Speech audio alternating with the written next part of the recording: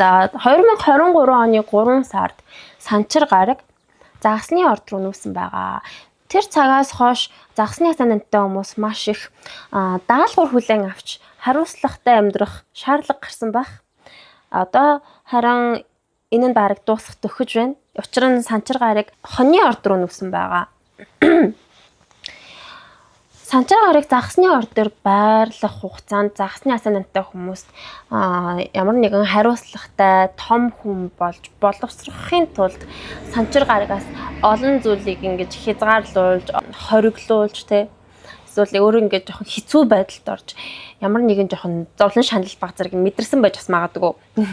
Гэтэ энэ нь одоо таны мөнгөний хавс руу шилжиж байна.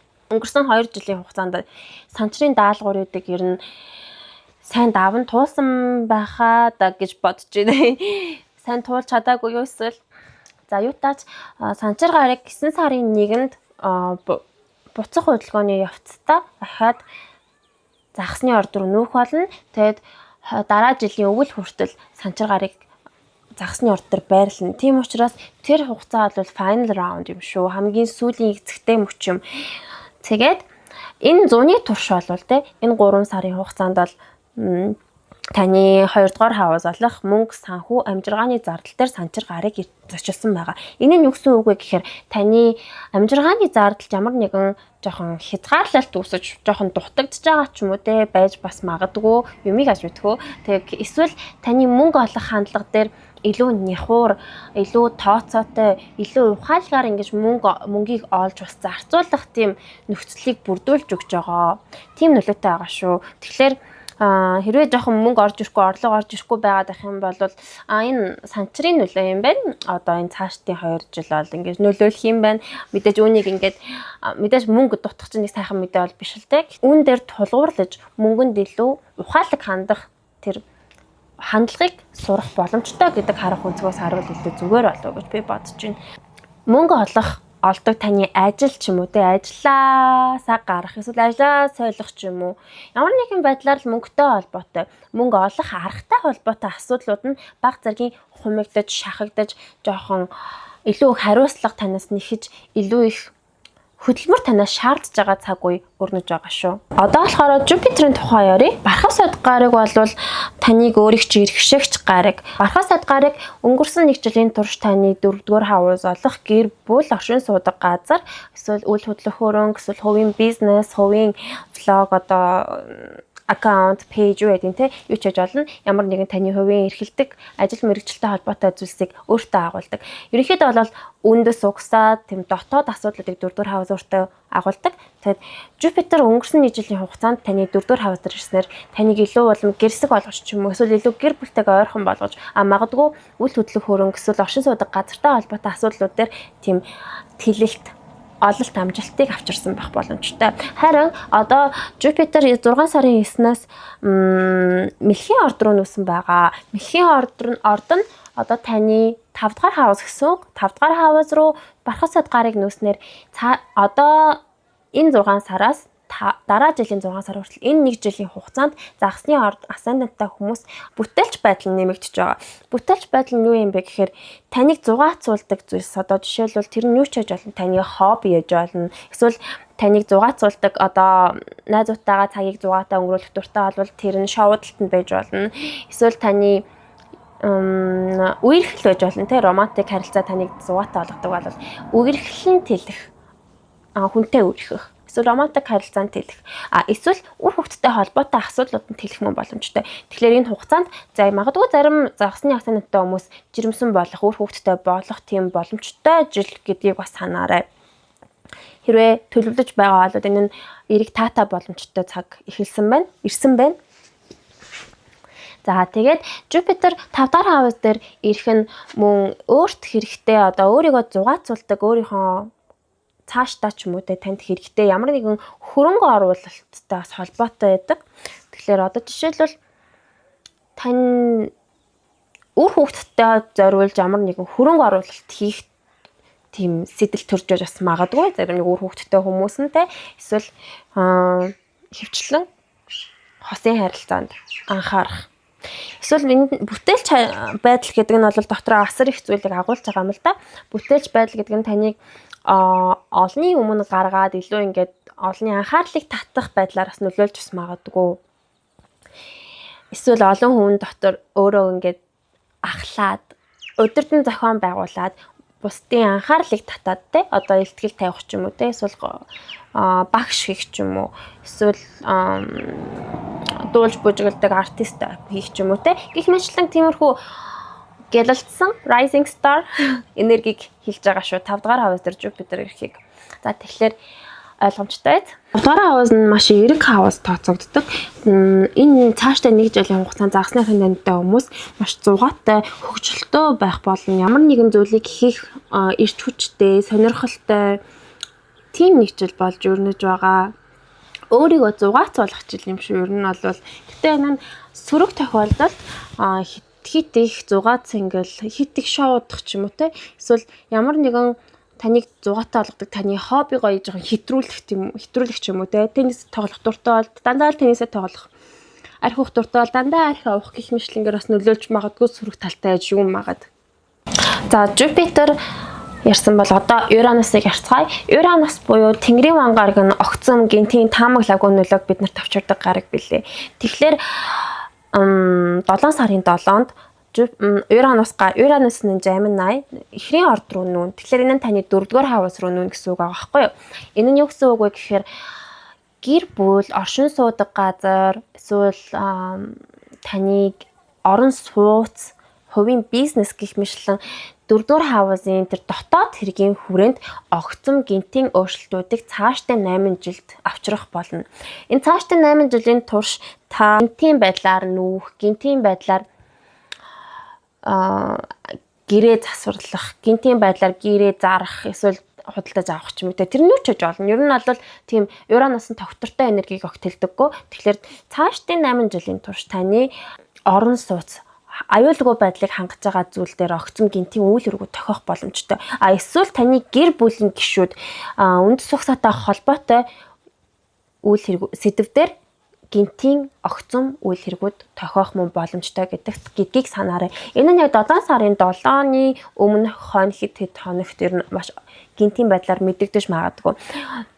Uranus болохоор 2018 онд Үхрийн орд дээр орд руу нүүж өнгөрсөн 8 жилийн турш таны 3 дугаар хавас дээр байсан. Тэгэхээр таны 3 дугаар хавас харилцаа холбоо мэдээлэл суралцах те танил эгч дүүс ах хөршүүд ойр дотны хүмүүсийг илтгэдэг хавас. Тэгэхээр эдгээр сэдвийн өнгөрсөн 8 жилийн хугацаанд эдгээр 3 дугаар хавасын сэдв нь маш огцом гинтийн байсан гэсэн үг.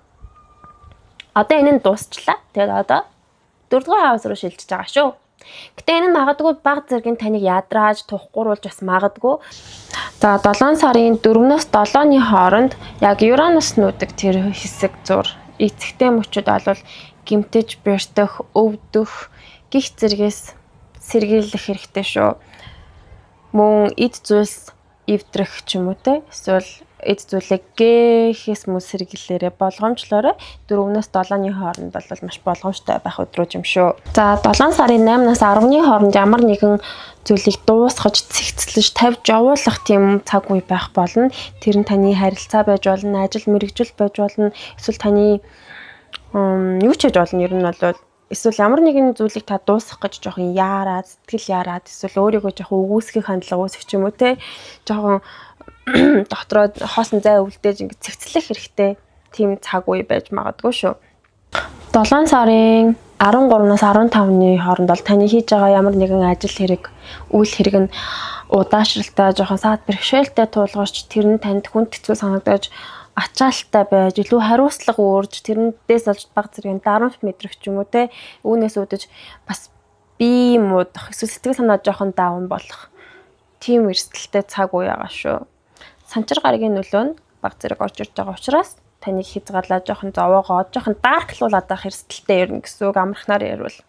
21-ээс 23-ны өдрүүдэд бол урд өмнө хийж үзээгүй зүйлсээ хийх тийм нөхцөл байдалд орох ч юм уу те. Эсвэл уулзаж үзээгүй хүнтэйгээ уулзах, эсвэл танд олон янзын боломжууд нэгдэх тийм үе яж бас магадгүй.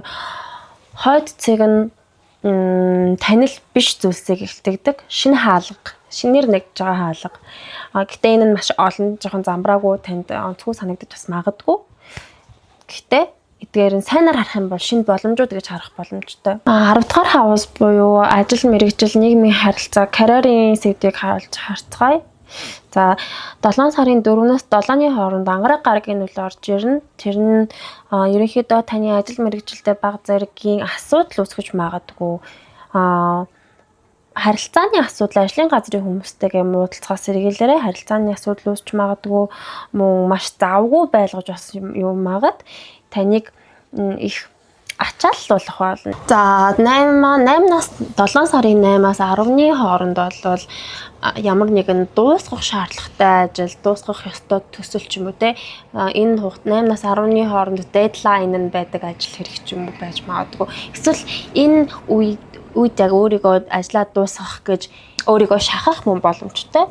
Эсвэл энэ үед ямар нэгэн гэрээ хамтран ажилладаг газар нь гэрээгээ цуцлах ч юм уу. Эсвэл ямар нэгэн байдлаар нэг юм дуусна. Аль нэг хаалга хаагдана гэж ойлгоорой. Зарим загсны асаананттай хүмүүс ажлаасаа гарах ч юм уу, ажлаа бойлох, ажлаасаа төр завсарлага авах ч юм уу те. Тиймэрхүү байдлаар харагдаж байна. Харин 7 сарын 13-наас 15 яг дунд үеэр болвол бага зэргийн санчир гарагийн нөлөө орж ирж байна. Энэ нь юу вэ гэхээр таныг ядрааж эсвэл танд илүү ачаалал өөрөөлж маш их ажил нэмж өгч магадгүй. Эсвэл таны хийж байгаа одоо ажил хэрэгчин удаашраад хоолдох ч юм уу те. Эсвэл магадгүй 7 сарын тэр эхний хэдэн хоногт ажиллаа болоод ажил чинь удаашраа хоошлоод ингээд сунгагдсан байж бас магадгүй те. Санчир гарагч өөрөө удаашруулдаг нөлөөтэй юм чинь. Эсвэл ажиллаа хийж байгаа тохиолдолд бол ажил нь жоохон явцгүй удаашралтай, жоохон сунжирсан, хоошилсан, магадгүй цуцлагдсан ч юм уу те. Тиймэрхүү байдлаар бас нөлөөлж магадгүй шүү. 21-ээс 23-ны хооронд болохоор хойд занглааны нөлөө орж ирнэ. Тэгэхээр энэ нь танд маш олон боломжийг нээж өгнө. Магадгүй урд өмнө ингэж хийж байгаагүй те ажил мэргэжлийн хувьд өөр мэргэжлэр ажиллах ч юм уу. Өөр скиллийг сураад тэрүүгээрээ мөнгө олох ч юм уу.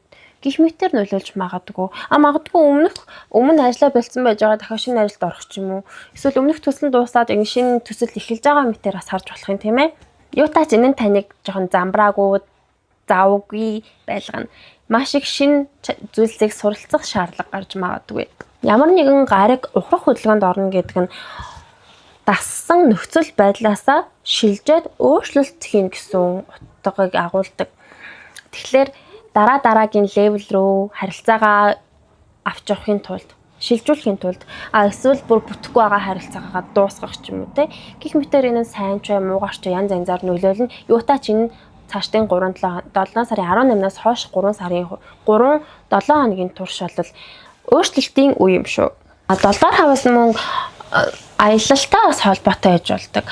Тэгэхээр энэ үед гинтийн томилолтоор явах эсвэл гинтийн уулзалт хийх гээд өөр тийшээ явах гэх мэтээр нөлөөлнө.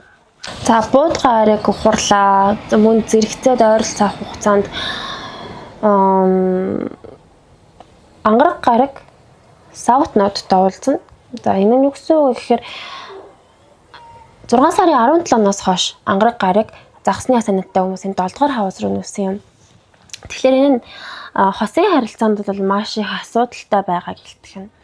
Хостойгоо байнгын маргалдах, тэрсэлдэх, өрсөлдөөнтэй уур амьсгал байнгын бүрдэж байдаг. Ангараг гарагийн дайны гарах шүү дээ байга газараа байнга гал асааж байдаг. Тэгтэл тэр гал асж байгаа ангараг дээр нэмхэн саутнууд нэмэгдчихээр энэ бол харилцаанд бол маш ноцтой нөлөөлнө. Ямар нэгэн нэг харилцаа нь салах эрсдэл, харилцаанд дуусах эрсдэл маш их байгаа гэдгийг анхаараарай. За ерөнхийдөө бол 7 сарын дундаас 7 сарыг дуусгах хүртэл ер нь цэгцлэх ёстой харилцаа байвал цэгцлээд дуусгаад баяртай бай болгоцсон дээр харин чухал авч үлдэх шаардлагатай танд илүү чухал харилцаа болвол жоохон хичээл зүтгэл шаардаж авч үлдэх гэж нэлээд их юм болох юм байна шүү. Ер нь харилцаа нь маш муугаар хэрэлдээд салах ч юм уу те маш онцгойгээр дуусах хэрэгсэл маш их байгаа. Тэгэхээр 7 сарын сүүлийг ер нь маш болгоомжтой даах хэрэгтэй манай ер нь одоо харилцааны асуудал дээр бол амжилт төсөй. За усны санамттай хүмүүсийн 4-р хаус буюу гэр бүл, оршин суудаг газар, орон сууц үндэс угсаа те эсвэл одоо өөрийн таны эрхэлдэг бизнес буюу онлайн дэлгүүрч ч юм уу те эсвэл эрхэлдэг ажлын газар энэ бүхэнд 4-р хаусын сэдв байх боломжтой. Таны хөтэлдэг Instagram аккаунт, эсвэл бизнес аккаунт, пэйж байж болно. Юу ч хийж болно энэ нь. За тэгэхээр 4-р хаусын турш 4-р хаусын хүрээнд 7-р сарын амрахыг харцгаая. 7 сарын 5-нд эхрийн орд руу сугар гараг нүнэ. Тэгэхээр энэ нь таны орон гэртэлөө эрэг таатай уур амьсгал бүрдүүлж өгнө. Гэр бүлтэйгээ цагийг зугаатай өнгөрөөх, хамтдаа зүйл идэх ч юм уу те. Эсвэл гэртээ шинэ тавилга оруулж ирэх, эд зүйл оруулж ирэх гэх мэтлэнгээр эрэг таатай байдлаар нөлөөлөх болно. За гэхдээ 7 сарын 5-наас 10-ны хооронд бол санчир гарагийн нөлөө орж ирж байна. Тэгэхээр энэ нь юу гэсэн үг вэ гэхээр та гэр бүлийнхаа хэмжээнд хүрээнд гэр бүлийнхаа сэдвийн хүрээнд хариуцлага үүрэх, жоохон хүнд хэцүү асуудалтай тулгарч түүнтэйгээ нүүр тулж төвчээр гаргах шаардлага гарна. Эсвэл шийдвэрлэх шаардлагатай асуудлууд гарах боломжтой. Өөр тохиолдолд гэр бүлийн гишүүн өвдөх ч юм уу, ахмад тастай хүн өвдөх ч юм уу тэднэрт анхаарал хандуулж та ингээд хариуцах шаардлагатай болно. Гэрт хүн уур амьсгал бүрдэж магадгүй ерөнхийдөө. За 7 сарын 18-нд бууд гараг ухрах хөдөлгөөн шилжих тухай 7-р хаусын асуудал дээр ярьсан байгаа. Гэхдээ угаасаа загсны асцендентийн 7 болон 4-р хаусыг эрхшигч нь адилхан бууд гараг учраас энэ нас 4-р хаус дээр бас нөлөөлнө. Тэгэхээр 7 сарын 18-нд бууд ухарснаар нүүд суух ч юм уу эсвэл үйл хөдлөлтөй хамааралтай ямар нэгэн өөрчлөлтүүд гарч эхлэх боломжтой юм байна. Гэр бүлийн гишүүнтэй холбоотой өөрчлөлт, гэр бүлийн нөхцөл орчинтой холбоотой өөрчлөлтүүд өрнөж эхлэх цаг эхлэх нэ. Магадгүй гэрээ тохижуулах, интерьер хийх, гих мэтэр гэртээ илүү анхаарах, урд өмнө орхигдуулсан байсан ажлуудаа илүү хийх, эсвэл ажлын газараа чимэглэх ч юм уу те өөр ингэсэн 4-р хаусын сэдвийн хүрээнд хариуцах зүйлүүд дээр өөрчлөлт хийх цаг ирсэн байна. За 7 сарын сүүлийн 10 хоног бол жоохон нэлээд асуудалтай байна. Гэр бүлийн асуудал бол ямар нэгэн байдлаар гэр бүлтэйгээ муудалцах, өрсөлдөөнтэй уур амьсгал бүрдэж маргалдах, эсвэл эд зүйл эвдрэх ч юм уу те эд зүйл эвдэрч тэрийг засварлах шаардлага гарах, шинээр худалдаж авах шаардлага гарах ч юм уу. Дотоод хэргийн хүрээнд таагүй нөлөөнүүд байна. 19-ноос 31-ний хооронд ангараг гараг болон хойд цангалаанаас болж байна л да. 2-р хаусын тухай ярилцгаая. Амжиргааны зардал, хувийн санхүү, материализм тандах хандлагыг харцгаая. За 7 сарын 6-нд санчир гараг, сугар гарагийн нөлөөг авна. Энэ нь 5-наас 10-ны өдрүүдэд нөлөөлнө. Ерөнхийдөө бол таны 2-р хаус дээр санчир гараг ирснээс хойш ерөнхий зургаар бол жоохон мөнгө тийм хангалуун их биш байгаа. Тэгтээ энэ нэг 5-наас 10-ны хооронд бол жижиг сажиг амжиргааны зардал орлого орж ирэх боломжтой. Эсвэл амттай зүйл идэх, хоол хүнсэн дэлгүүх, төвлөрөх, эсвэл бэлэг зээлт авах ч юм уу те ямар нэгэн жижиг сажиг мөнгийг өөртөө таашаалтай байхаар зарцуулах боломжтой өдрүүд юм байна. За асуудал бол 13-наас эхэлнэ. Учир нь 7 сарын 13-нд санчир гараг ретроград хөдөлгөөнд орж эхэлнэ. Эхлэл хэсэг нь 7-наас 19-ний өдрүүдэд мэдрэгдэх болно. За тэгэхээр энэ нь юу гэсэн үг вэ гэхээр санчир гараг жил болгоны өдөрт ер нь олон сараар ухрах хөдөлгөөнд ордог. Тэгээд таны мөнгөнд хандах хандлаганд энэ өөрчлөлтийг авчирна. Магадгүй мөнгө олох ажил нь өөрчлөгдөх ч юм уу, эсвэл мөнгөний асуудлууд нь цоо шинээр сөхөгдөж эхэлнэ. Мэдээж өөрчлөлт болгон амархан байдаггүй учраас энэ нь танд санхүүгийн бэрхшээлийг авчирч бас юм магад юутаач гэгээлгээр харах юм бол таны материализмд хандах хандлага дараагийн шат руугаа шилжих өөрчлөлт нь ингээд инхүү эхэлж байна гэж ойлгоорой. За 7 сарын 21-нд Ангараг гарыг South Note-тай уулзнаа. South Note нь ямар нэгэн үйл хэргийг хаадаг онцлогтой, дуусгадаг онцлогтой. Гэхдээ 14-өөс 27-ны өдрүүдэд бол мөнгө жоохон дуусах, дутагдах ч юм уу те. Эсвэл ямар нэгэн орлого орж ирдэг байсан арга зам нь өөрчлөгдөхийн тулд тэр нь дуусч ч юм уу ямар нэг гэрээ хэлцээр нь хаагдах эсвэл ажиллаа болох ч юм уу те. Энэ нь баг зэргийн сөрөг нөлөөтэй гэж болзошгүй тул ер нь бол 7 сарын дунд үед бол дунд үеэс дуусах хүртэл үе хүртэл мөнгөндөө хянамгаа тооцоотой хандвал зохистой санагдаж байна. Гэхдээ 23-ны аспект бол сугар гаргийн нөлөө орж ирж байна. Өмнөх ярьсан аспекттай ижил өдрүүдтэй байгаад тэгэхээр ер нь бол энэ үед бас магадгүй нэг хаалга хаагдаад нэг өөр нэг орлогын их өсвөр орж ирэх ч юм уу те. Эсвэл мөнгө нь дуусаад өөр мөнгө орж ирэх олдох орлого олох тийм боломжос харагдаж байна. Яг уу үнэхээр бас амар бүрхэг бол биш бололтой гэж бодож байна. Энэ сугар гаргийн нөлөөг харвал. За 7 сарын 24-нд санчир гарыг нартай гурвалжин аспект үүсгэж байна. Нарны нөлөө бол таны мөнгийг шатаана. Бас л их 7 сарын сүүлийн 10 хоног бол үнэтэй зүйл худалдаж авах эсвэл мөнгө ихээр зарлагдах үе бололтой.